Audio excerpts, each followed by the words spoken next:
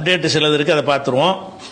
முதலாவது அப்டேட் என்னென்னு கேட்டால், அந்த முஜித்தபா இருக்கார் இல்லையா, அந்த காமினுடைய மகன், அவர் சுப்ரீம் லீடராக தேர்ந்தெடுக்கப்பட்டார். தேர்ந்தெடுக்கப்பட்டதில் இருந்து இன்னைக்கு தேதி வரைக்கும், அவருக்கு முந்தின காலங்களில் அவருடைய வீடியோக்கள் படங்களை பார்த்துருப்போமே தவிர, அவர் என்னைக்கு சுப்ரீம் லீடராக தேர்ந்தெடுக்கப்பட்டாரா அன்றையிலிருந்து நான் பேசியிருக்கிற இந்த நிமிஷம் வரைக்கும் அவரை யாரும் பார்க்கல. அவருடைய வீடியோவை, அவருடைய புகைப்படத்தை, அவருடைய ஆடியோக்களை கூட யாருமே என்ன செய்யலை, கேட்கவே இல்லை. ஆனால் அவர் உசுரோடு தான் இருக்கிறார் என்பதை ஈரானுடைய ஆட்சியாளர்கள் சொல்கிறாங்களே தவிர அவரை காட்டலை ஒரு விஷயம். அதே நேரத்தில் காட்டாத காரணத்தினால மற்ற எதிரி ஊடகங்கள்லாம் என்ன செய்கிறாங்கன்னு, ஆள் போயிட்டதுனால தான் காட்ட முடியல அப்படின்ற ஒரு கேள்வி வச்சுக்கிட்டு இருக்கிறாங்க.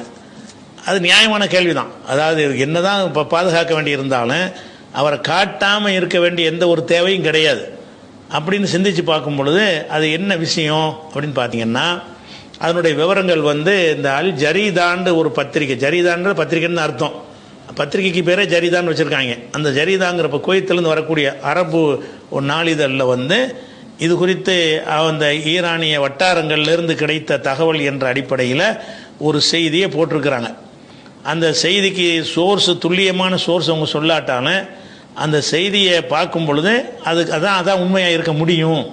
ஏன்னு கேட்டால் அவர் காயமடைந்திருக்கிறாரு, அவர் ஆக்டிவாக இருக்கிறாருங்கிறத ஈரானும் ஒத்துக்கிறது. அதை சொல்லிடுறாங்க, காயமடைந்திருக்கிறாரு, ஆக்டிவாக தான் இருக்கிறாரு அப்படின்னு சொல்கிறாங்களே தவிர ஆக்டிவாக இருந்தால் கொண்டாந்து காட்ட வேண்டியதானே, காட்டலை.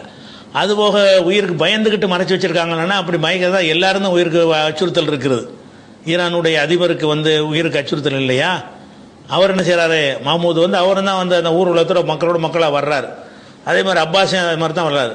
அது மாதிரி எல்லாருமே முக்கியமான லீடர்ஸ் கூடாமல் உயிருக்கு பயப்படாமல் தான் வர்றாங்க. அப்படி இருக்கும் பொழுது இவரையும் ஒரு மூஞ்சி காட்ட வேண்டியதானே, அதுக்கு பயந்துக்கிட்டு இருக்கிற மாதிரிலாம் இருக்க சான்ஸ் இல்லையேன்னு ஒரு சந்தேகம் வந்துக்கிட்டே இருக்கா இல்லையா? அதனுடைய யதார்த்தம் என்னன்னு கேட்டால், அதாவது என்றைக்கு இந்த அவருடைய தந்தையை கொலை செஞ்சாங்கல்ல, குண்டு வீசி கொலை பண்ணாங்கள குடும்பத்தை, அந்த தாக்குதல்லையே இவரும் காயப்பட்டிருக்கிறார், இவரும் பாதிக்கப்பட்டிருக்கிறார். அந்த காயமெல்லாம் இப்போ படலை, அந்த முதல் தாக்குதல்லையே குடும்பமே என்ன ஒன்றா தானே இருந்தாங்க. அந்த குடும்பத்தை அழிக்கும்போது என்னதான் நீ குண்டை போட்டாலும் ஒரு ஓரஞ்சாரத்தில் யாராவது மிஞ்சிருவாங்கல்ல, தப்பிச்சிருவாங்கல்ல, அந்த மாதிரியான விஷயத்தில் இவரும் கடுமையான காயம் ஏற்பட்டு இவர் உயிர் பொழைச்சிக்கிட்டார். கடுமையான காயம் ஏற்பட்டுருச்சு. ஆனால் அப்போ ஏற்பட்ட காயம்தான், காயம்னா பெரிய அளவில் உள்ள ஒரு காயமாக தான் இருக்கணும். அந்த மாதிரி ஒரு காயம் ஏற்பட்டு சின்ன காயம் அருவா விட்டா இதே பெரிய பாரதூரமான 30 குண்டுகளை சர மாதிரி இறக்குறான்னு சொன்னால் அந்த செதறலில் என்ன வேண்டாலும் ஏற்பட்டிருக்கலாம், பெரிய அளவில் இருக்கலாம். அப்படின்றதுனால தான் இந்த அடுத்த தலைவரை அறிவிக்கிறதுக்கு அவங்க டைம் எடுத்தாங்க. ஏன்னு கேட்டால் அவர் இருக்கும்போதே தன்னுடைய மகனை இவர் தான் வாரிசுங்கிற மாதிரி சொல்லிட்டு போயிட்டார், அந்த மக்களுக்கு பூரா தெரியும். அப்போ இவர் அறிவிக்கிறதா இல்லையாங்கிறதுக்கு என்ன செய்யணும்னு கேட்டால் அவர் ஆக்டிவாக இருந்தால் தான் அறிவிக்க முடியும். அப்படிங்கிறதுனால தான் என்ன செஞ்சாங்கன்னா அறிவிப்பது டைம் எடுத்தார்கள். டைம் எடுக்கும்போது இவர் ரொம்ப ஒரு மோசமான நிலையில் இருந்து அவர் அதே நிலையில் இருந்தார்னு வைங்க, அதாவது இவங்க சொல்கிறாங்க கோமாவுக்கு போயிட்டாருன்னு, கோமாங்கிற ஒரு ஸ்டேஜில் அவர் இருந்திருப்பார். ஆனால் அவரை போய் சுப்ரீம் அறிவிக்க மாட்டாங்க. ஏன்னு கேட்டால் இன்னொருத்தரை தேர்ந்தெடுக்க வேண்டிய தேவை ஏற்படும். அப்போ எல்லாம் அந்த அதை தேர்வு செய்யக்கூடிய அந்த குழுவினர் இருக்காங்க இல்லையா, அவங்கெல்லாம் படித்தவர்கள் பாதியும் மத குருமார்கள் பாதியுமாக இருந்து ஆய்வு செஞ்சு இப்போ அடுத்து நம்ம யார் அறிவிக்கிறதுங்கிறத ஆலோசனை பண்ணுறாங்க. ஆலோசனை பண்ணும் பொழுது தான் அந்த மருத்துவ அறிக்கையெல்லாம் பார்க்குறாங்க. பார்க்கும் பொழுது இவருக்கு உயிருக்கு பாதிப்பு இல்லை, அவருடைய சிந்தனை திறனுக்கு பாதிப்பு இல்லை, அவர் செயல்பட முடியும், இந்த குணமாயிட்டா செயல்பட முடியுமான்னு ஆய்வு செய்கிறாங்க. அப்போ ஆய்வு செஞ்சுட்டு தான் இவருக்கு செயல்பட இயலும்னு நினச்சி தான் அவரை தேர்ந்தெடுக்கிறாங்க. நல்லா வழங்கணும். அவர் தேர்ந்தெடுக்கிறதுக்கு 3 நாள் எடுத்தாங்க, தேர்ந்தெடுத்து அறிவிக்கிறதுக்கு 3-4 நாள் எடுத்துக்கிட்டாங்க. 4-5 நாளைக்கு பிறகு தான் அவரை நாங்கள் சுப்ரீம் லீடராக அறிவிச்சிருக்கோங்கிற அது காயமடைந்திருக்கிறாரு. காயமடைந்தவர் கோமாவுக்கு போயிட்டாருன்னு பரப்புறாங்க இல்லை, அப்படி கோமாவுக்கு போயிருப்பாரே ஆனால் அவர் அறிவிப்பாங்களா? தெரிஞ்சு போயிருமே, வேறு மாற்ற வேண்டி இருக்குமே, அல்லது சாவ கிடக்கிற ஒரு கண்டிஷனில் இருக்காருன்னா அறிவிப்பாங்களா? அவர் செயல்பட முடியும், அந்த ஒரு கொஞ்சம் முன்னேறி வந்துருவாருன்றா தான் என்ன செய்வாங்க, அந்த இதை அறிவிப்பாங்க. அப்போ எல்லாரும் சேர்ந்து என்ன செய்கிறாங்கன்னு கேட்டால் இந்த மருத்துவ ஆய்வையெல்லாம் பார்க்குறாங்க. பார்க்கும் பொழுது இவருக்கு சில பாதிப்புகள் ஏற்பட்டு இருந்தாலும் இவரை நம்ம என்ன செய்ய முடியாது, இவருக்கு வேற ஆள் கிடையாது, இவர் தான் சரியான தலைவர், அந்த தலைவராக இவருக்கு செயல்பட இயலும் அப்படிங்கிற ஒரு நிலையில தான் என்ன செய்கிறாங்க, அவரை சுப்ரீம் அறிவிக்கிறாங்க. அறிவிச்சு என்ன செய்கிறாங்கன்னா அவர் சிகிச்சை பண்ணணும். சிகிச்சை பண்ணுவது என்பது மருத்துவமனைகளில் சிகிச்சை பண்ணுனா அவர் எங்கே இருக்கிறார் என்பதை இந்த அமெரிக்கா இஸ்ரேலுடைய உளவு மூலமாக அறிந்து கொள்ள முடியும், காட்டி கொடுப்பவர்கள் மூலமாகவும் அறிந்து கொள்ள முடியும். அப்போ இந்த ஆஸ்பத்திரிலாம் வச்சு சிகிச்சை பண்ணுறாங்கன்னு சொன்னால் ஆஸ்பத்திரி போட்டு அடிச்சு போவாங்க. சுரங்கத்தில் போய் இருக்கிற மாதிரிலாம் இருக்க முடியாது. மருத்துவ சிகிச்சைன்னு வருதா இல்லையா, மருத்துவ சிகிச்சைன்னு சொன்னால் மருத்துவமனையில் தான் இருக்கணும். அப்போ என்ன செய்வாங்க, மருத்துவமனையில் இருந்தார்னு சொன்னால் அப்போ எத்தனை மருத்துவமனை இருக்குது, அதில் சிறந்த மருத்துவமனை என்ன இருக்குன்னு சொல்லி ஆய்வு செஞ்சு அப்போ இங்கே தான் அவர் இருக்கார், இதில் ஒரு போட்டு தள்ளிட்டோம்னா இவரை காலி பண்ணிடலான்னு முடிவு பண்ணிடுவாங்க. அப்போ இவர் சிகிச்சை பண்ண வேண்டிய நிலையில் இருக்கிறாரு. அதே நேரத்தில் அவர் மருத்துவமனையிலையும் வைக்க முடியாத ஒரு நிலையில், வீட்டிலையும் வச்சுக்கிற முடியாது. அப்போ தான் என்ன செய்கிறாங்கன்னா ரஷ்யாவோட ஒரு ஆலோசனை பண்ணி ரஷ்யா அதிபர் என்ன செய்கிறாருன்னு கேட்டால் உங்கள் நாட்டில் வைக்க வேணாம், மருத்துவ சிகிச்சை அடித்து ஆள் குணமாகி நாங்கள் உங்களை அனுப்பி வைக்கிறோம் அப்படின்னு சொல்லி அவர் ரஷ்ய அதிபர் புட்டினே ஒரு விமானத்தை அனுப்பி இவர் அழைத்து சென்று ரஷ்யாவோட சிகிச்சை பெற்று இருக்கிறார். இப்போ உள்ள அந்த பத்திரிகையோட செய்தி அது கரெக்டாக தான் இருக்குது. ஏன்னாடா இல்லாட்டி காட்டியிருப்பாங்க, முகத்தை காட்டியிருப்பாங்க. ரஷ்யாவில் கொண்டு போய் வைத்து அவரை சிகிச்சை பண்ணிக்கிட்டு இருக்கிறாங்க. ஆரம்பத்தில் அவர் பேரில் அறிக்கை கூட வரல. இப்போ நல்ல ஒரு தெளிவான முறையில் அவர் அறிக்கைப்படுற அளவில் வந்துட்டார்ன பிறகு தான் அவர் பேரில் ஒரு அறிக்கை வருகிறது. அப்போ அங்கேருந்து அங்கே போய் அடிக்க மாட்டான். ரஷ்யாவில் போய் அடித்தான்னா அவன் அழிச்சிட்டு போயிடுவான், அவனுக்கு அணுகுண்டை போட்டுருவான் ரஷ்யா.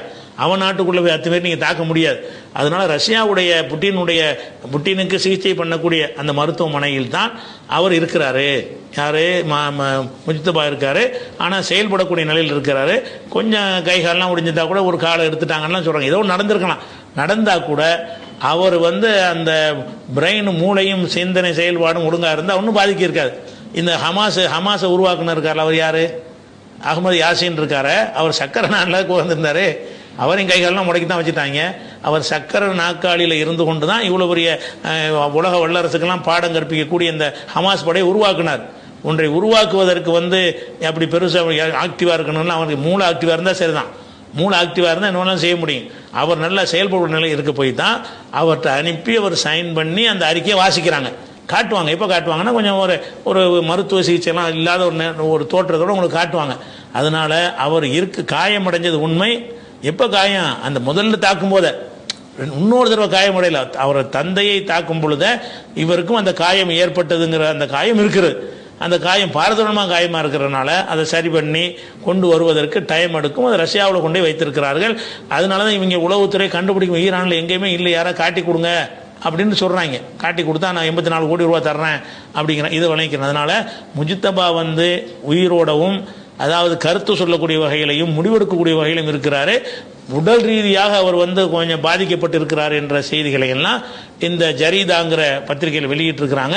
இதுவரைக்கும் வந்த செய்திகளில் இது கொஞ்சம் நம்புற மாதிரியும், ஏன் காட்டாமல் இருக்கிறாங்கன்றதுல அந்த சந்தேகங்கள்லாம் தீர்ற மாதிரியான ஒரு தகவலாக இருக்கிறது. அது ஒரு விஷயத்தை தெரிஞ்சுக்கிறோம். அடுத்து என்ன செய்கிறாங்கன்னு கேட்டால், நேற்று அமெரிக்காவுடைய வெள்ளை மாளிகையுடைய அந்த செய்தி தொடர்பாளர்கிட்ட நிருபர்கள்லாம் கேட்குறாங்க, எதுக்காக இந்த போரை நடத்துறீங்க, நீங்கள் அமெரிக்கா நீங்கள் போர் நடத்துறீங்களா, எதுக்காக நடத்துறீங்க அப்படின்னோன்னா, ஹுர்முஸை மீட்கிறதுக்கு தான் நடத்துகிறோங்கிறான். யார், ஹுர்முஸுடைய மீட்பதற்கு தான் நடத்துகிறோம் போருங்கிறான். அப்போ இவங்க உலக மக்கள் எந்த பயிலும் கேள்வி கேட்க மாட்டேங்கிறாங்க. ஹுர்முஸ் என்ன, ஹுர்முஸுங்கிறது இப்போ தானே மூடி இருக்கிறான். ஹுர்முஸை திறந்தானே வச்சுருந்தான். நீ தாக்குறதுக்கு முன்னாடி வரைக்கும் ஹுர்முஸ் வழியாக எல்லாரும் போயிட்டு வந்துட்டு தானே இருந்தாங்க. அதை மீட்கிறதுக்கு தான் போர ஆரம்பிச்சுன்னு போய் சொல்கிறானுங்க. உலக மக்களுக்கெல்லாம் சேர்ந்து கிறுக்கனாக்குறான். இந்த அமெரிக்காவை அழிச்சு ஒழிக்கணும், அமெரிக்காவுடைய அத்தனை நாய்களையும் அழிச்சு ஒழிக்கணுங்கிற அளவுக்கு மகா கட்டுவாங்க. நீ போர் நடத்துகிற காரணம் இதையா சொன்ன, ஹுர்முஸா சொன்ன, ஹுர்முஸ் பிரச்சனை முன்னாடி இருந்துச்சா, ஹுர்முஸ் அவன் தொடர்ந்து விட்டுருந்தான். நீ இப்போ ஹுர்முஸ் அடைச்சது எப்போது, நீ எப்போ தாக்குதல் பண்ணினியோ அதுக்கு பிறகு தான் ஹுர்முஸில் கட்டுப்பாடு வைக்கிறான். அதுக்கு முன்னாடி வரைக்கும் எல்லாம் போய் கொண்டு தான் இருந்தது. அப்போ ஹுர்முஸை மீட்கிறதுக்கு செய்கிறோன்னு போய் தானே, அது ஹுர்முஸை மீட்கிறது தான் அந்த போர் நடத்தணும்னு போய் சொல்கிறான். இன்னும் சொல்ல போனால் எதுக்கு அவன் சொன்னான், ஆட்சியை விட்டு இறங்கணும்னு சொன்னான். ஆட்சியை மாற்றணுன்னா, மாற்றினியா, மாற்றலைன்னா நீ ஏன் போருக்கு பின்வாங்குற. சரி, அடுத்து என்ன செஞ்சானா, யூரனியத்தைலாம் எங்கிட்ட ஒப்படைக்கணும் அமெரிக்கா அப்படின்னு சொன்னேன். அதை மீட்டுட்டியா யூரனியத்தெல்லாம், அதை மீட்கலை.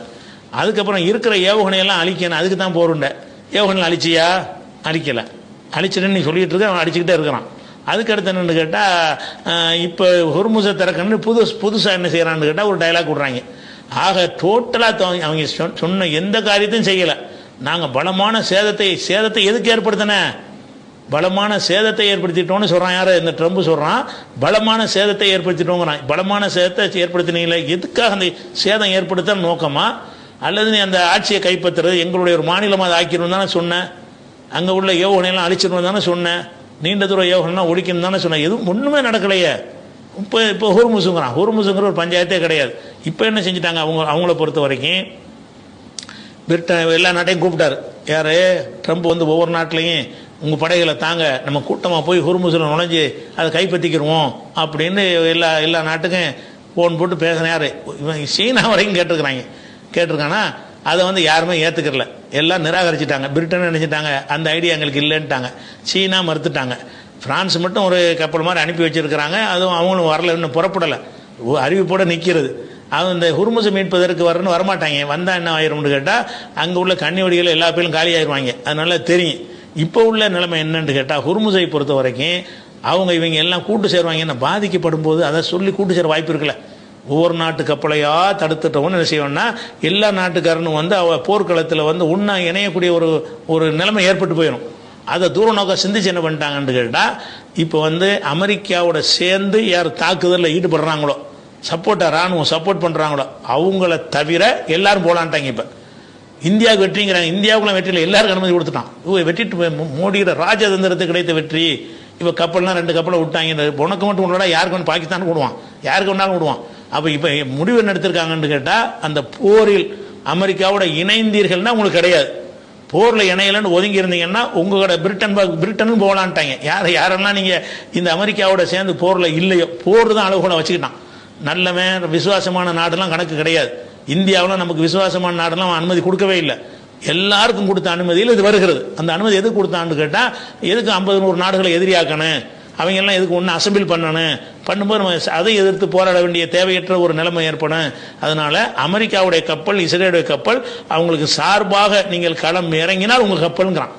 அப்போ இதை சொல்வதன் மூலமாக என்ன ஒன்று அவனை பிரித்து விட்றான். இப்போ நீ அமெரிக்கா இஸ்ரேல் தனிச்சு நிற்கணும். நீங்கள் ஜெர்மன் வரை ஜெர்மன்லாம் போயிட்டு இருக்கு. ஜெர்மன் கப்பலுக்குலாம் அனுமதி கொடுத்துருக்கான். ஜெர்மன் என்ன வந்து ஈரானுக்கு நட்பு நாடா? இங்கே உட்காந்து என்ன செய்கிறாங்கன்னா இந்தியாவுக்கு 2 கப்பல் இப்போ அனுமதி கொடுத்தோன்னே மோடியுடைய ராஜதந்திரத்தை பாருங்கள், பேசியே வாங்கிட்டாரு. பேசும்போது இல்லைன்ட்டான் முதல்ல. அப்புறம் இந்த மாதிரி எல்லாரும் ஒன்றா சேர்றாங்கன்னு தெரிஞ்சவன் அவன் என்ன செஞ்சிட்டான்னா நிலைப்பாடை கொஞ்சம் மாற்றுறான். ஏன் வந்தாலும் போய்க்க, யாரையும் தடுக்க மாட்டோம், அமெரிக்கா விட மாட்டோம், இஸ்ரேல் விட மாட்டோம், அந்த 2 பேருக்கு நீங்கள் வந்து உதவி செஞ்சீங்கன்னு சொன்னால் அவங்களையும் விட மாட்டோம். அப்படிங்கிறதுனால இந்த ஹொர்முஸுங்கிற பிரச்சனை யாருக்குமே இப்போ கிடையாது. ஹொர்முஸ் இருக்க கண்ட்ரோலில் வச்சிருக்கிறாங்க. அமெரிக்கா கப்பல் வர முடியாது. அமெரிக்காவுடைய கப்பலும் அமெரிக்காவுக்கு சரக்கு கொண்டு போகக்கூடிய, அமெரிக்காவிலிருந்து சரக்கை கொண்டு வரக்கூடிய வேற நாட்டு கப்பலாக தான் தடுப்பாங்க. அமெரிக்கா கப்பல் மட்டும் கிடையாது. தைவான் கப்பல் கூட அமெரிக்காவுக்கு சரக்கு ஏற்றிக்கிட்டு போனால் அதை தடுப்பாங்க. அப்போ அமெரிக்கா, இஸ்ரேல் அந்த 2 நாட்டுக்கும் சரக்கை கொண்டு போகக்கூடிய, அந்த 2 நாடுகளிலிருந்தும் சரக்கை கொண்டு வரக்கூடிய கப்பல்களை மாத்திரம் நாங்கள் விட மாட்டோம். பாக்கி உள்ளதுக்கெல்லாம் நாங்கள் ஃப்ரீ பண்ணிட்டோம்னு அறிவிச்சாங்க. அதில் தான் இந்தியாவுக்கு வருது. இப்போ நல்லா வழங்கணும். பேச்சுவார்த்தை நடத்தி ராஜதந்திரத்தெல்லாம் ஜெயிக்கலாம் கிடையாது. அனைவருக்கும் கிடைக்கல, அதில் இவனு சேர்ந்துக்கிட்டான். அந்த ஒரு விஷயத்தை என்ன செய்யணும் வழங்கணும். அடுத்து என்னன்னு கேட்டால் இவன் மண்டையை போட்டான்னு சொன்னோம்ல நெத்தனியாவு, அதை மறுக்கிறதுக்கு என்ன செய்கிறாங்கன்னு கேட்டால் நேற்று ஒரு வீடியோ போட்டாங்க. இஸ்ரேலிருந்து ஒரு காபி ஷாப்புக்கு போகிறாரு. போய் என்ன செய்கிறாரு, காப்பியை குடிக்கிறார். நெத்தனியாவு கை காட்டுறாரு. பாருங்க, 5 ஃபிங்கர் 5 தான் விரல் இருக்கு, 6 இருக்கா எனக்கு அப்படின்லாம் என்ன செய்கிறாரு பேசுகிற மாதிரி ஒரு வீடியோ போட்டு விட்ருக்குறாங்க. அதை போட்டு என்ன செய்கிறாங்கன்னு கேட்டால் அவர் சாவலை, அது வந்து அந்த 5 விரல்ங்கிறதுல வந்து அது ஃபேக்காக நீங்கள் உண்டாக்கிட்டீங்க, 6 விரல், எனக்கு 5 தான் இருக்குது, அதனால வந்து நான் ஆக்டிவாக நல்லா இருக்கிறேன் அப்படின்னு சொல்லி இதைத்தான் சொல்கிறார். அந்த வீடியோவில் என்ன செய்கிறாரு, ஒரு காப்பி ஷாப்பில் போய் ஒரு காப்பி குடிக்கிறார். அதை என்ன போட்டவொன்னே என்ன செய்யற இருக்கிறான்னு காட்டுறாங்களாம். இருக்கிறான்னு காட்டுறாந்தா நீ எங்கே காட்டன? பாதிக்கப்பட்ட மக்களுக்கு போய் ஜனாதிபதியில் ஆறுதல் சொல்கிறாரு, நீ ஏன் போகல? பாதிக்கப்பட்ட சந்தித்து ஆறுதல் சொல்லக்கூடிய ஜனாதிபதியுடைய வேலை கிடையாது எந்த நாட்டிலையுமே. ஆனால் பிரதமர் போகிறதுக்கு பதிலாக ஜனாதிபதி போயிட்டு என்ன செய்கிறாரு, அடிக்கிறாங்க, எங்களை கொத்து கொண்டு போடுறாங்கன்னு இப்போ கதறாருன்னு சொன்னால் அதுக்கே நீ வரல. பிரதமர் தலைமையில் நடக்கக்கூடிய இந்த பாதுகாப்பு கவுன்சிலுடைய கூட்டம் அடுத்து போகிற எப்படி கொண்டு செல்வது அப்படிங்கிறதுக்கு வரும் பொழுது அதுலேயும் நீ இல்லை. நெத்தனியாவு இல்லாமல் இந்த கூட்டம் நடந்துச்சு. அங்கெல்லாம் போய் உட்காந்து நிரூபிக்கணும். இது வீடியோ போடுறாங்க. இப்போ கண்டுபிடிச்சினா அந்த வீடியோ வந்து அதுவும் ஏஐ வீடியோ தான். அது அவர் காப்பி ஷாப்புக்கு போகவும் கிடையாது. அது நல்ல மாற்றங்கள் தெரியும். இந்த போஸ்டர் பார்க்கும்போது வேற உருவமாக தெரியும், திடீர்னு வேற உருவமாக மாறும். அந்த உன்னிப்பாக கவனித்தார்கள்னு சொன்னால் இது ஏஐல தான் செஞ்சிருக்காங்க. அதுபோல் அந்த காப்பி குடிக்கிறார்ல, அவர் குடிச்சிட்டே இருக்காரு, கடைசி நேரத்தில் பார்த்தா காப்பி ஃபுல்லாக இருக்கு. காப்பி குடிச்சிட்டு இருந்தால் குறைஞ்சிட்டு இருக்கணுமா இல்லையா? அதெல்லாம் எடுத்து போய் குளோசபிள் எடுத்துட்டாங்க. அந்த காப்பி வந்து அல்ல குறையாத அச்சய பாத்திரமானு கேட்குறாங்க. ஏன் பண்ணி காப்பி குடிக்கிற, இந்த காப்பி குடிக்கிற மாதிரி அதை ஏஐல பண்ணும்போது கூட முதல்ல முழு கிளாஸ், அடுத்து பாதி கிளாஸ், அது கிளாஸ்ன்னு காட்டணுமா இல்லையா? அது காட்டுறேன். குளோஸ் லைட் ஃபுல்லாக நிறைஞ்சு ததும்பிக்கிட்டு இருக்குது குடிச்சதுக்கு பிறகு. உறிஞ்சி குடிச்சிட்டான். அப்புறம் பார்த்தாலும் இருக்கு. ஏன்னா ஏஐல அதை மாற்றலை, அதுக்கு ப்ரோக்ராம் பண்ணல போல இருக்கு. அதை எடுத்து வச்சுக்கிட்டே நெசமா இது நடந்திருந்தா நீ என்ன செய்யணும், முதல்ல காட்டும் போது காப்பி ஃபுல்லாக இருக்கணும், அடுத்த சீனில் வரும்போது கொஞ்சம் கரைஞ்சிருக்கணும். அது அந்த காப்பி கிளாஸை காட்டாமல் கூட தொலைஞ்சிருக்கலாம். அந்த அவங்கள மூளையை மடங்கு வச்சு எல்லாம் என்ன செஞ்சிருக்கலாம், இப்படி காட்டி அது ஏஐன்னு கண்டுபிடிச்சிட்டாங்க. அது காப்பி குடிச்சது வந்து நெத்தனியாக கிடையாது, அதுவும் ஏஐல தான் நீ உண்டாக்குற. அவர் நெத்தனியாக உண்டு சொன்னால் அவரை களத்துக்கு வர சொல்லு, அந்த பாதுகாப்பு சபை. அது போக என்னன்னா இப்போ பொறுப்பு வந்து என்ன செய்யறாங்கன்னா வேற ஒரு ஆளை அந்த ஒரு பொறுப்பாளையை நியமிச்சிருக்காங்க போரை நடத்துவதற்கு. ஏன் நியமிச்சிங்க அப்படிங்கிற ஒன்று. அடுத்து என்னன்னு கேட்டால் இன்னைக்கு வந்து என்ன செய்யறாங்கன்னா கட்டும் தாக்கு இறங்கிட்டாங்க. இப்போ வந்து இதுவரைக்கும் உள்ளதெல்லாம் வந்து 2010க்கு முன்னாடி உள்ள ஏவுகணைகளை தான் அடிச்சுக்கிட்டு இருந்தாங்க, இதுக்கு முன்னாடி வரைக்கும். இப்போ என்ன செய்யறாங்கன்னா எங்களை பழசெல்லாம் காலி எதுக்கு பிடிச்சாங்கன்னு கேட்டால் அந்த அறுத பழசான ஆயுதங்களை அனுப்பும் பொழுது இவங்க அயன் டோமோ தாடு இதை வச்சு எதிர்த்து தடுப்பாங்கல்ல, அதுக்கு அவங்க சக்தியெல்லாம் விரயமாயிரும். எதுக்கு விரயமாயிரும், தரம் குறைந்த இவங்களுடைய ஆயுதங்களை அழிப்பதிலே அவங்களுடைய சக்தியை காலி பண்ணிடுவாங்க. அதுக்காக வேண்டி பயங்கரமான ஆயுதங்களை எல்லாம் அவங்க ஒழித்து வைத்து கொண்டு நாங்கள் பழைய தான் நாங்கள் யூஸ் இல்லாத தான் நாங்கள் அனுப்பிவிட்டோம், அதைத்தான் போட்டு அடிக்கிறேன்னு சொல்லிட்டு இந்த அவங்களுடைய எதிர்க்கிற திறனையெல்லாம் அழிச்சு இழந்துட்டாங்கன்னு சொல்லிட்டு இன்னைக்கு நினைஞ்சிருக்காங்கன்னா அந்த சிஜில்னு ஏற்கனவே சோதிச்சு காட்டினாங்க. சிஜில்னு சொன்னால் குரான் வரும்ல, ஃபீல் சூறாவில் மின் சிஜில்னு சொல்லி, சிஜிலுங்கிற அந்த நெருப்பு கொண்டாந்து போட்டுச்சு, அபாபில் பறவைகள் போட்டுச்சு இல்லையா, அது போட்டோம்னா யானைகள்லாம் அது கூழாயிருச்சுன்னு வருதுல்ல, அந்த யானைப்படை அழிப்பதற்காக வேண்டி அபாபில் பறவைகளை அனுப்பி அந்த ஹிஜாரத்தி மின் சிஜில்ங்கிற அந்த கல்லை கொண்டாந்து போட்டுச்சு அப்படின்னு குரான்ல ஒரு வார்த்தை இருக்குது. அதே மாதிரி உங்களை யானைப்படையை கூழாக்குன மாதிரி ஆக்க போறோங்கிறதுக்கு தான் ஏவுகணைக்கு சிஜில்னு பேர் வச்சிருக்கான். இந்த சிஜில் பேர் வந்து குரான்லேருந்து வச்ச பேர் தான். அப்போ சிஜில்ங்கிற ஏவுகணை என்ன செய்யப்படும் கேட்டால் இது வந்து 2500 கிலோமீட்டர் வரைக்கும் போய் தாக்கலாம். இங்கே இருந்து கொண்டு சென்னையில் இருந்து டெல்லி வரைக்கும் அடிக்கலாம். இங்கேருந்து அனுப்புனா டெல்லி வரைக்கும் போகும், டெல்லியில் நினச்சா இங்கே வரைக்கும் வரும். ஒரு 2500 கிலோமீட்டர் வரைக்கும் போய் தாக்கக்கூடிய, 2500ங்கிறது இஸ்ரேல் அடிக்கிறதுக்கு போதுமான தூரம். அப்போ 2500 கிலோமீட்டர் வரைக்கும் போய் தாக்கக்கூடிய சிஜிலாக இருக்கிறது. அதே மாதிரி வந்து 1000 கிலோ வெடிமருந்துகளை சுமந்து செல்லக்கூடியதாக இருக்கிறது. ஒளி வேகத்தில் ஒரு ஏவுகணை தான் அது. அது என்ன செய்யும்னு கேட்டால் பல பகுதிகளாக பிரிஞ்சு இந்த கொத்து குண்டுக்குனால பிரிஞ்சு 100கணக்காக 10 கிலோமீட்டர் வரைக்கும் பரப்பி விட்டுரும். உள்ளே வந்து வெடித்து சின்ன சின்ன குண்டுகளாக ஒரு 7 கிலோமீட்டர் 8 கிலோமீட்டர் எல்லைகள் வரைக்கும் போய் பற்றிக்கிட்டு எரிய ஆரம்பிச்சிடும். குறிப்பிட்ட ஒரு இலக்கு வச்சு அந்த கட்டடத்தை இடிக்கிறது கிடையாது, பரப்பி விடுறது. அந்த வேலையை செஞ்சவொன்னே இன்னைக்கு பார்த்தீங்கன்னா இஸ்ரேலில் எங்கே பார்த்தாலும் நெருப்பு பற்றி எரியுறது. முதல்லாம் கொண்டு போடுவாங்கன்னா ஒரு பில்டிங்கில் போடுவாங்க, அந்த பில்டிங் இடிஞ்சு கிடக்கிற காட்சியை தான் நம்ம பார்ப்போம். இப்போ என்ன காட்சியை பார்க்குறோம்னா இன்னைக்கு உள்ள இஸ்ரேலில் வரக்கூடிய காட்சியை பார்த்தீங்கன்னா சில ஊடகங்கள் அந்த வீடியோக்களை வெளியிட்டிருக்கிறாங்க. அந்த வீடியோவில் என்ன வருதுன்னு கேட்டால் அப்படி கேமரா கொண்டு போகிறான், எங்கே கொண்டு போனாலும் நெருப்பு எரியுது. ஏன்னு கேட்டால் அவங்க போட்டது வந்து 8 கிலோமீட்டருக்கு பறவை சிதறடிக்குமா குண்டு 200-300 குண்டை உள்ளே வச்சுருப்பாங்க. அது அங்கே உள்ள ஆகாயத்தில் வெடித்து அங்கேருந்து 200-300 துண்டுகளாக போய் அத்தனை இடத்துலையும் 200 விழுந்துச்சுன்னா ஒரு 10-15 வெடிக்காமையும் போயிடும். அதுக்கும் இஸ்ரேலில் எச்சரிக்கிறான், வெடிக்காமல் இருக்கிறத தொட்டுறாதீங்க, தொடும்போது வெடிச்சிடும் அப்படின்னு சொல்கிற அளவுக்கு. அப்போ நீங்கள் எல்லாத்தையும் அழிச்சிட்டேன்னு சொல்கிற அவன் கடுமையாக அடிச்சுக்கிட்டே இருக்கிறான். அது போக அந்த ஏஐக்கு என்ன செய்கிறான், அந்த காப்பி கொடுக்குற வீடியோவுக்கும் அவன் பதில் சொல்லிட்டான். அவர் போயிட்டாருங்கிறது தான். நீ போகாமல் இருந்தாரையானால் அவரை வந்து குழந்தை குற்றவாளி கிரிமினல் குற்றவாளியை அழிக்காமல் விட மாட்டோம், இலக்கு வச்சுக்கிட்டு தான் இருப்போம், அவர் உசுரோட விட மாட்டோம்னு அறிவிச்சிருக்கிறாங்க. பேச்சுக்கு இருந்தால் கூட நாங்கள் அழிச்சிருவோன்னு சொல்லியிருக்கிறாங்க. அதனால் இதான் இன்னைக்கு உள்ள ஒரு அப்டேட். மீது உள்ள விஷயங்கள் தான் நாளைக்கு பார்க்கலாம். அஸ்ஸலாமு அலைக்கும்.